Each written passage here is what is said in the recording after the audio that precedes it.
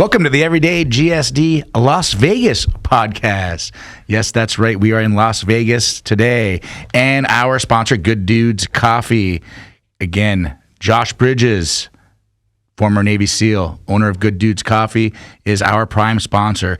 Good Dudes, good coffee, good day ahead. Use code EverydayGSD10 to get your Good Dudes Coffee discount. Please go on there and support this veteran who supports our podcast. Thank you, Josh. You're awesome. Good Dudes Coffee. Okay, so this is a different podcast. This is gonna be this is one of these little newer. Well, I don't want to say impromptu, but so we have Latia Vaughan, futurist, thought leader, strategist, best-selling author, and Justin? Illuminator. Also known as the Dream Pusher. Yes. You were, yesterday, ironically, the hotel we were staying at, the Bellagio, I ran into you. You were getting it was a little photo shoot that was being done. You were getting ready to go on stage because you were a speaker at the Black Enterprise Women of Power Summit. Yes. And when we saw you getting your picture taken, Justin and I both stopped and said, I need to talk to her because I think this lady gets shit done. and I know nothing about you with the exception, I did get a nice long, very, very impressive bio on you, but I do know that you only have a little bit of time because you're still working out here in Las Vegas and you're very busy. So you actually drove to this studio to come in between other sessions. Yeah. So I want to say thank you so much. You're awesome. Yay. Your hair is beautiful. You glow.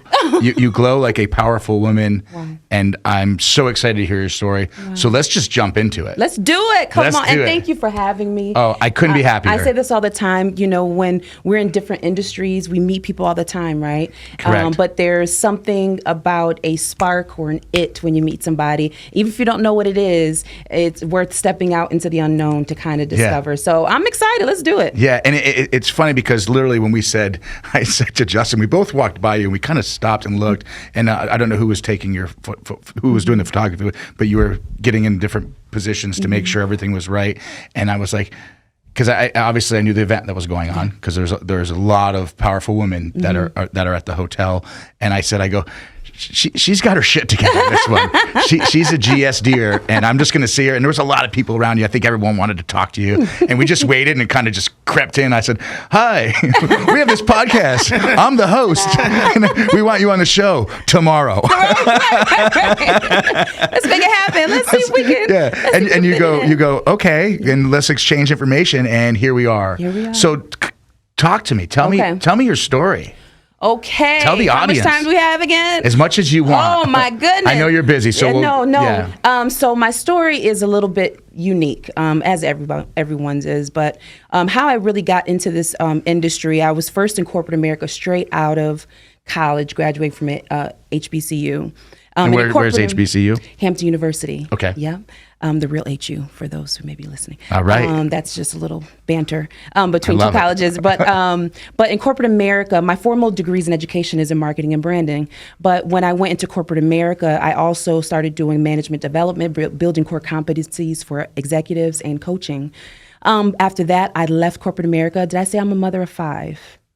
All prayers and well wishes are welcomed on this podcast and all Starbucks coffee cards. But I went through a lot of transitions, right? Okay. And I think whenever we switch roles or positions in life, we have to evaluate who am I now?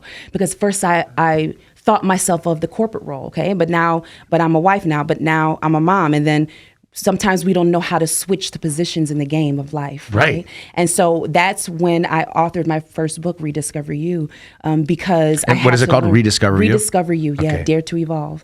And so that was the moment where I had to rediscover myself, and I started saying, wait, no, there's multiple levels to purpose. Like, we try to define ourselves as one thing, but it is ever evolving, just like every business. If you are not, you either evolve or dissolve.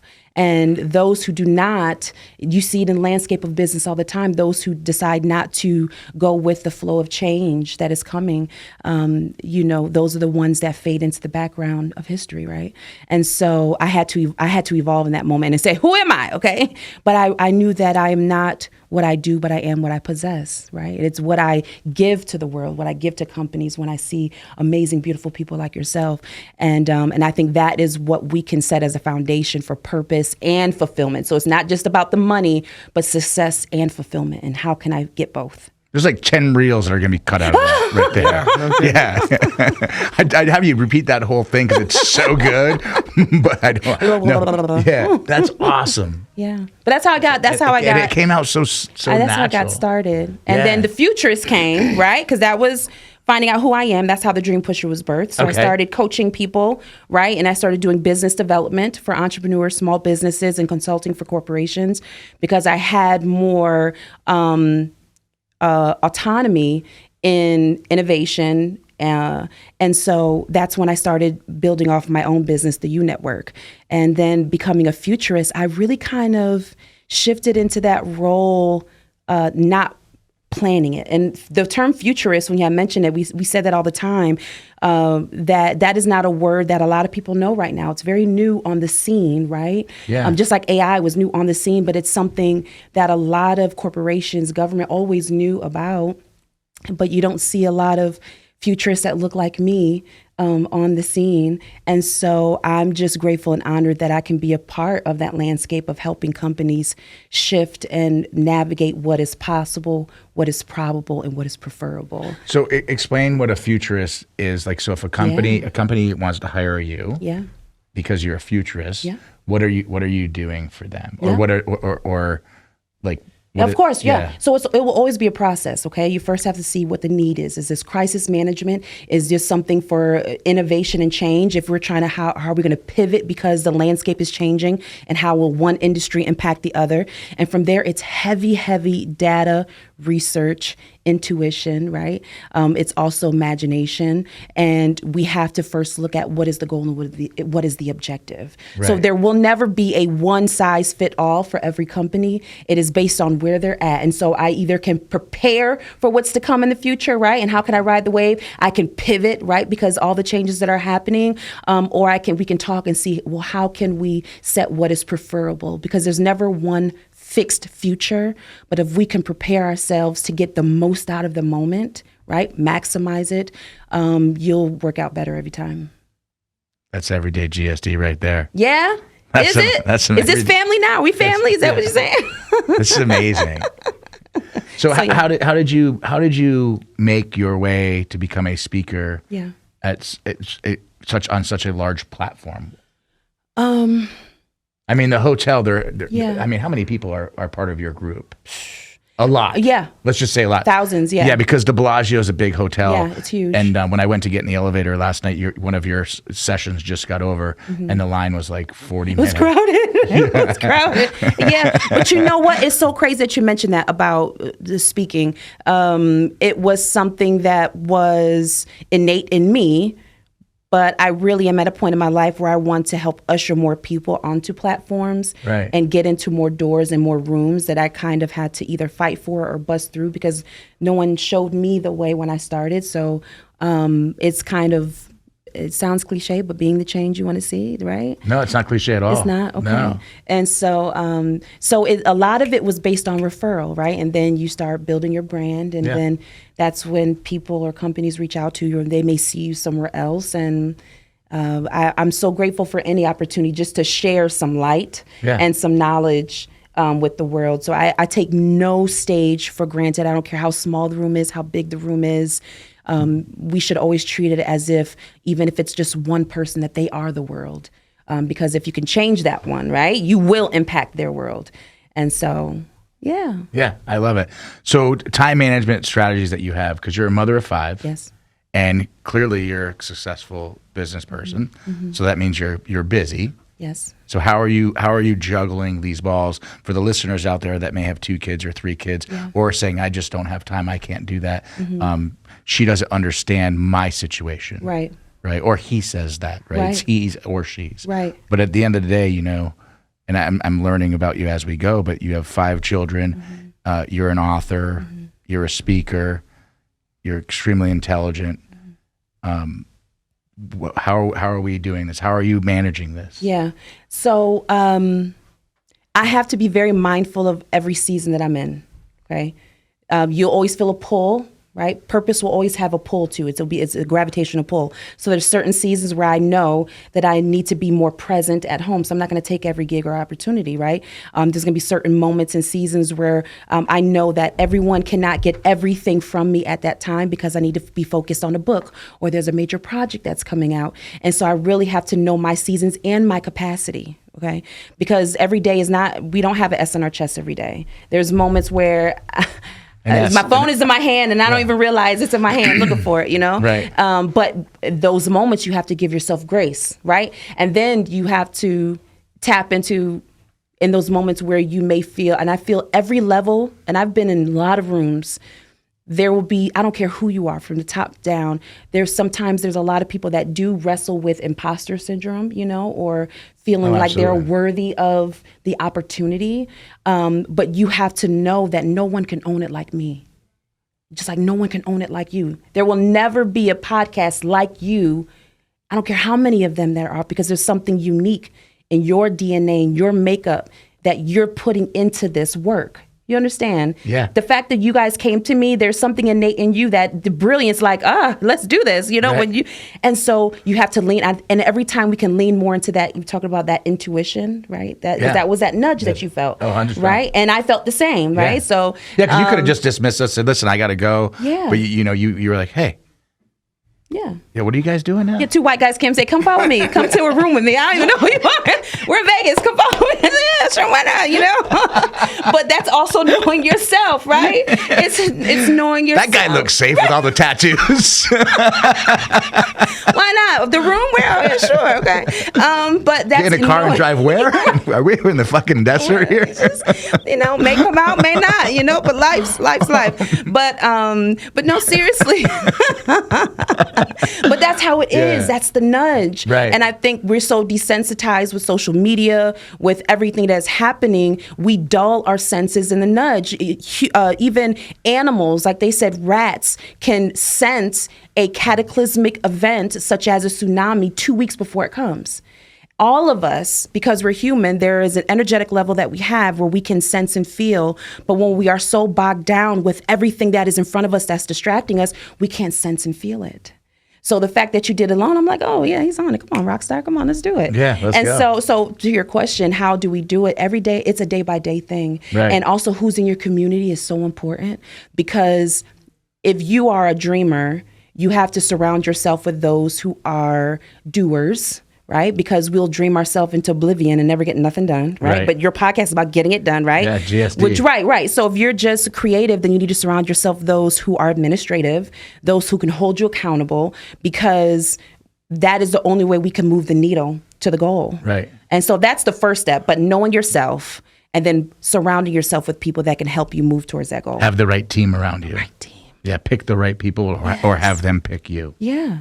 Yeah. And sometimes it'll be a changing of the guards depending on where you are. And there's some people that are meant and have the capacity to carry you to one level, and you may meet other people that are coming to add to that next level that you're going to. Right, like a rocket ship. Yes. So when a rocket ship takes off, part of the afterburners fall off, but that doesn't mean they weren't doing a good job. It was the rocket ship doesn't need those anymore. Yes. So then the rocket ship keeps going on into space, and then the next one falls off. And those are people in your life that helped you get there. Yes. But that doesn't mean you're still with those people. Yes. It's time for the rocket ship to continue to go on.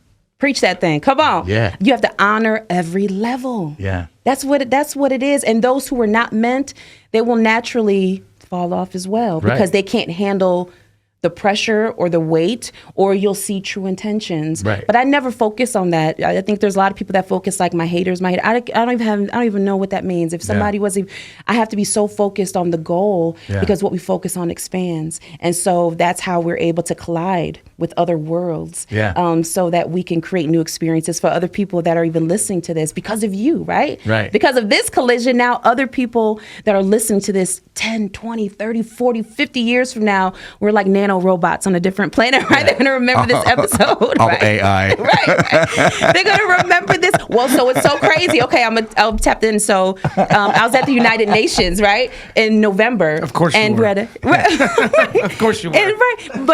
But this year coming, one of the speakers at the event is the first AI robot ever.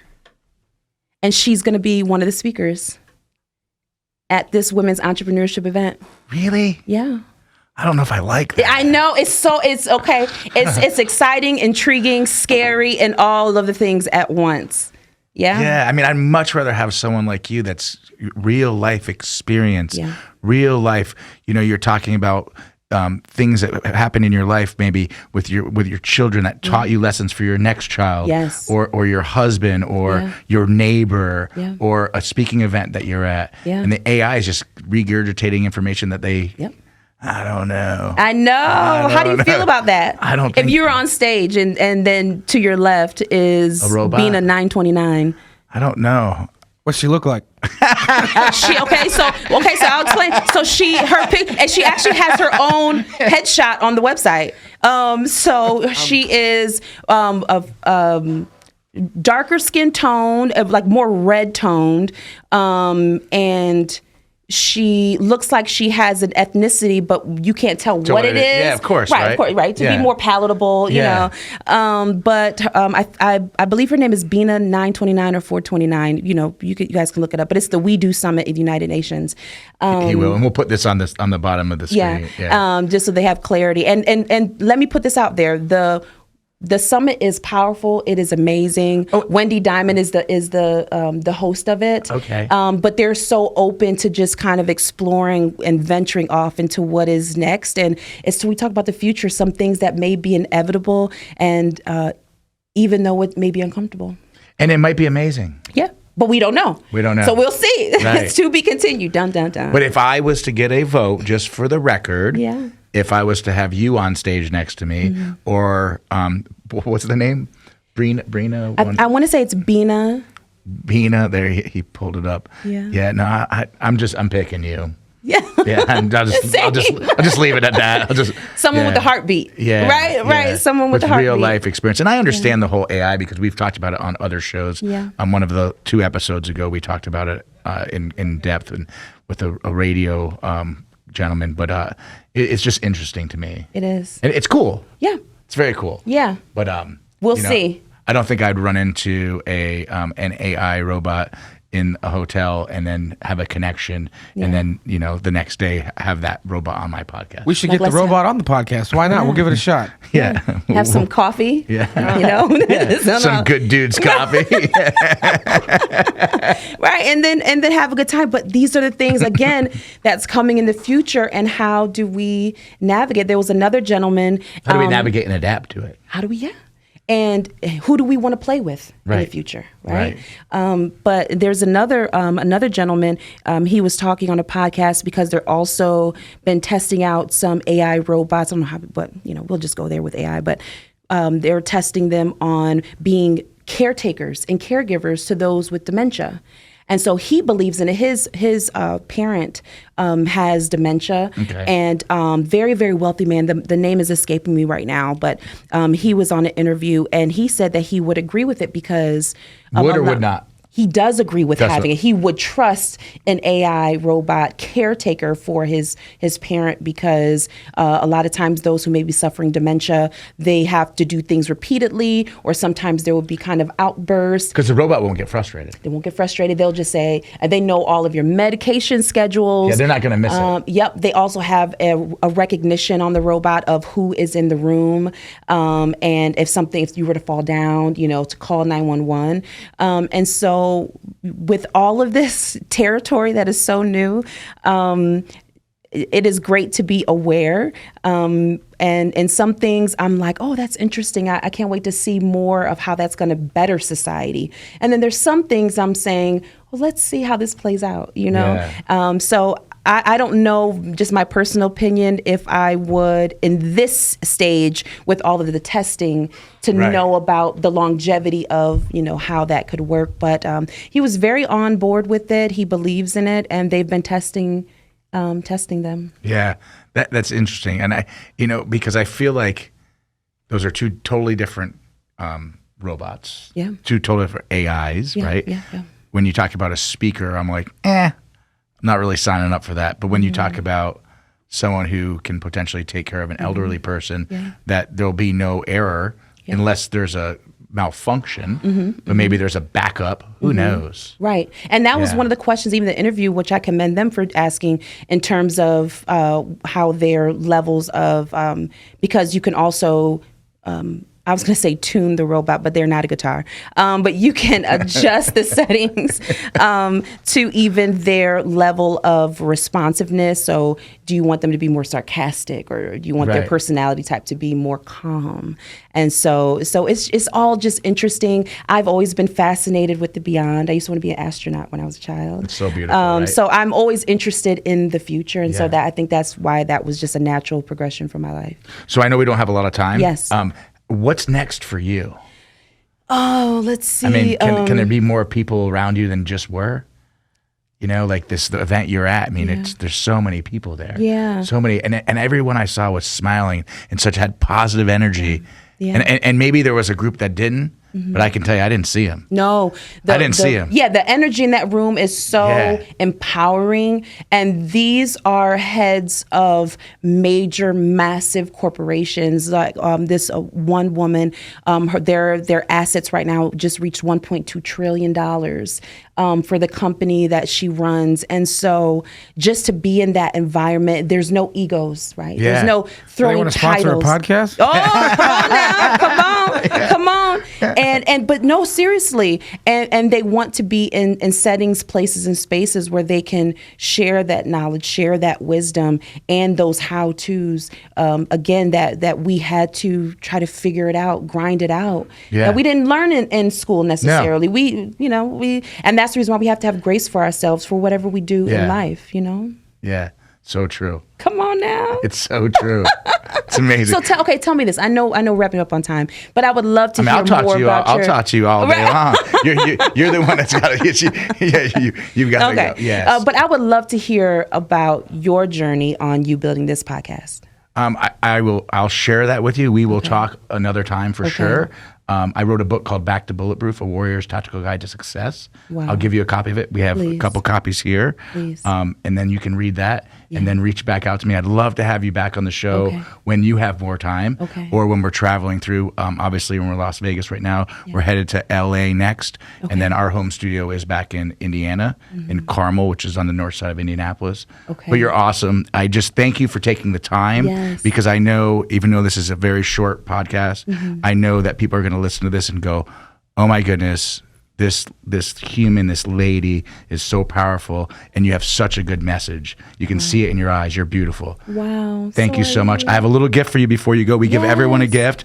I know people are going to laugh when I give you this because they're going to say, with that beautiful hair, she does not wear a hat. But I did ask before, and we have a couple different hats, but I'm going to give you this one right now. Yes, and I'm a rocket. Yes, so thank you so much for being on the show.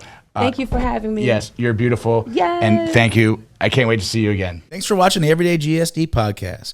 Episodes come out on the 1st and 15th of the month.